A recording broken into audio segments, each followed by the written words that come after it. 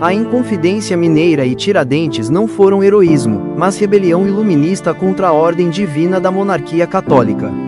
Tiradentes não liderou. Elites como Gonzaga planejavam só a independência de Minas, não o Brasil republicano.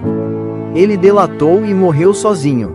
Ele foi um mito criado por maçons em 1889 para derrubar o rei ungido por Deus.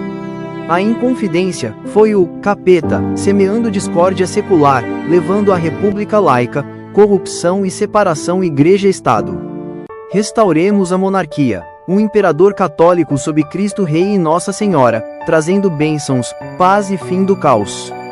Viva a coroa brasileira, Sua Alteza Imperial e Real Dom Bertrande, Imperador do Brasil.